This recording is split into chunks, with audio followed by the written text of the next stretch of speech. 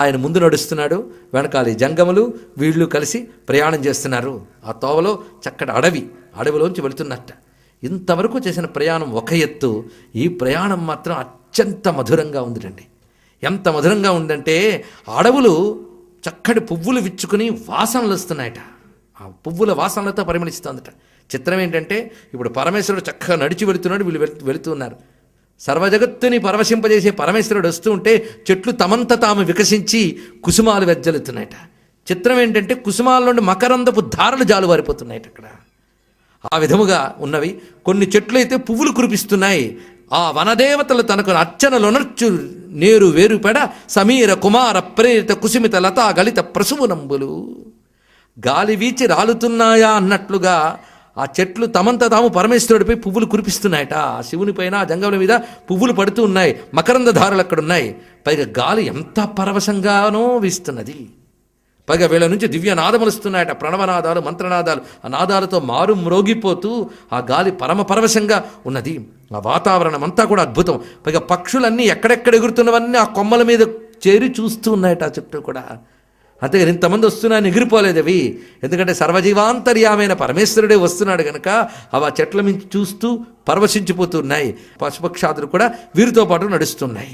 అలా క్రమక్రమంగా అరణ్యం దాటి వచ్చారు.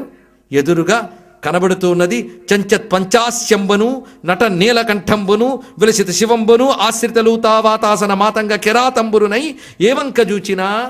అక్కడికి వచ్చేటప్పటికల్లా కనిపిస్తోంది గజకాననం, మహారణ్యం. అప్పుడు ఆ క్షేత్రం, అందులోనే దివ్యమైన ఆలయం ఉన్నది. అది చంచత్ పంచాస్యం. అక్కడ పంచాస్యములు తిరుగుతున్నాయి, నీలకంఠాలు నటిస్తున్నాయి. చక్కటి మాట వేశాడు. పంచాస్యం అంటే పంచముఖుడు పరమేశ్వరుడు, పంచాస్యం అంటే సింహం. రెండు అర్థాలు. పంచాస్యం ఉందంటే ఈ అడవిలో ఉన్న సింహం వాడు ఎవడు? పంచముఖుడైన పరమేశ్వరుడు. అలాగే నట నీలకంఠంబు, నటించే నీలకంఠాలు ఉన్నాయన్నాడు. నీలకంఠం అంటే నెమలి. అడవన్నాక నటించే నీలకంఠాలు ఉంటాయి కదా, నిజంగా నటించే నీలకంఠుడు ఉన్నాడండి అక్కడ. అంటే నటరాజే నీలకంఠేశ్వరుడు ఉన్నాడు. రెండు భావాలు చూపించారు. అలాగే సాలెపురుగులకి, పాములకి, ఏనుగులకి ఆశ్రయమైనది అన్నాడు. నిజమే, వాటికి ఆశ్రయమైన వాడే కదా వాడు.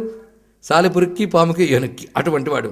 ఏ వంక చూచిన శంకరాకార స్మరణ కారణంబై, ఎక్కడ చూసినా ఇదే శివుడి నివాసం అనిపించేటట్టుగా సమున్నత శిలా విలిఖిత కథలంబును చతుర్భుజ చతుర్ముఖ శతమఖావధి నిర్జర లోచన గోచరంబును మునిజన భాగధేయంబును అనపాయ సుఖ ప్రదాయకంబును పురాణవాణి ప్రణీత మహిమంబును గణనాతీత ప్రభావంబునై ఊరులింగ సముల్లాసంబును అనుకరించి దక్షిణ కైలాసంబు కట్టెదుటం పొడగట్టే.